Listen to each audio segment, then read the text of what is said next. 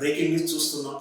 అది big boss యాజమాన్యానికి పోలీసులు నోటీసులు పంపించారని, బిగ్ బాస్ యాజమాన్యానికి పోలీసులు నోటీసులు పంపాల్సిన అవసరం ఎందుకు వచ్చిందో మనం ఒకసారి చర్చిద్దాం.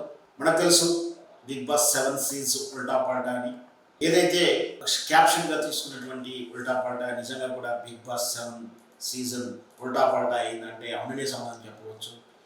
వాస్తవానికి ప్రమేయం లేకుండా, ఎవరికి వాళ్ళ ప్రమేయం లేకుండా బిగ్ బాస్ యాజమాన్యానికి, బిగ్ బాస్కు, నాగార్జునకు లేదా కంటెస్టెంట్లకు ఏ విధంగా ప్రమేయం లేకుండా యాదృచ్ఛికంగా కొన్ని అనుకోని దుస్సంఘటనలు జరగడం, దానివల్ల ఇటు బిగ్ బాస్కును, ఇటు బిగ్ బాస్ కంటెస్టెంట్లకు, అందులో ముఖ్యంగా పల్లవి ప్రశాంత్ విన్నర్ అయినటువంటి పల్లవి ప్రశాంత్కు తీరని మానసిక క్షోభాన్ని, నష్టాన్ని చేకూర్చిందని చెప్పవచ్చు. మన అందరికీ తెలుసు స్పష్టంగా. ఆ రోజు 105వ రోజు Bigg Boss 7 season grand final రోజు అన్నపూర్ణ స్టూడియో దగ్గర, అంటే బిగ్ బాస్ సెట్ ఏదైతే మనం బిగ్ బాస్ హౌస్గా చూస్తున్నటువంటి సెట్ అన్నపూర్ణ స్టూడియో 7 ఎకర్స్ అనే ఒక విభాగంలో షూటింగ్ జరుగుతూ ఉంటుంది. అక్కడికి అందరూ కూడా ఔత్సాహికులు వెళ్తూ ఉంటారు. సహజంగా ఫైనల్ రోజు కానీ, సెమీఫైనల్ రోజు కానీ, లేదా ఎలిమినేషన్ జరిగే రోజు ఉత్సాహంగా ఉంటే మీడియా కవరేజ్ పేరు మీద మెయిన్ స్ట్రీమ్ మీడియాతో పాటు ఇప్పుడు డిజిటల్ మీడియా అయినటువంటి యూట్యూబ్ ఛానల్స్ కానీ, వెబ్సైట్స్ కానీ, ఇంకా ఔత్సాహిక అనలిస్టులు వీళ్ళంతా కూడా బిగ్ బాస్ హౌస్ దగ్గరికి, అంటే అన్నపూర్ణ స్టూడియో దగ్గరికి వేచి ఉండడం ఇది సర్వసాధారణమైనటువంటి దృశ్యం. అయినప్పటికీ దీంతో పాటు ఫైనల్ రోజు అభిమానుల పేరు మీద రిసీవ్ చేసుకోవడానికి ఫ్యామిలీస్ అక్కడ చేరుకోవడం అనేది గత సీజన్స్ చూస్తున్నాను. సహజంగా అన్ని సీజన్లోనూ అన్ని బిగ్ బాస్ అన్ని లాంగ్వేజ్లో జరుగుతుంది గతంలో అంతా ఇది. అయితే కేవలం ఈ Telugu media, Telugu Bigg Boss దగ్గర గందరగోళానికి తావిచ్చింది. ఆ జరిగిన విధ్వంసానికి మనం చాలా సిగ్గుపడాలి. ఎందుకంటే అభిమానం అనేది వెర్రితలలు వేస్తే, షాడిజం వైపు వెళ్తే ఎంత విషాద సంఘటనలు జరుగుతాయో ఇప్పుడు మనం జరిగిన బిగ్ బాస్ చూస్తున్నాం. గతంలో కూడా బిగ్ బాస్ మీద చాలా విమర్శలు ఉన్నాయి.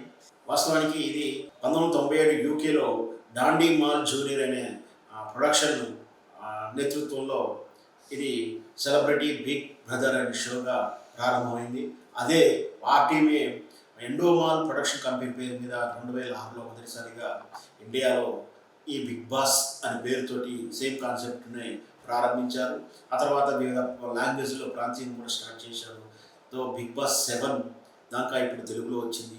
ఇది మొదటి నుంచి ఎప్పుడైతే ఇండియాలో బిగ్ బాస్ రూపంలో ప్రారంభమైన కాంచి ఈ షో మీద రకరకాల విమర్శలు ఉన్నాయి. సంస్కృతిని, సాహిత్యాన్ని దెబ్బతీస్తుంది అని దీని మీద చాలా వరకు విమర్శిస్తున్నారు. ఒక పెళ్లి కాని వాళ్ళు లేదా పెళ్ళైన వాళ్ళు ఒక రూమ్లో ఉండడం ఏంటి అని ఒక నినాదంతో దీన్ని విమర్శిస్తున్న తీరు మనం చూస్తున్నాం. ఒకవైపు ఈ విధంగా దీన్ని విమర్శల పాలు చేస్తుంటే ఇది ఎవరికి ఉపయోగం అంటూ చాలామంది ఔత్సాహికులు, సామాజికవేత్తలు, సంఘ సంస్కృతవేత్తలు దీన్ని ప్రశ్నిస్తున్నారు.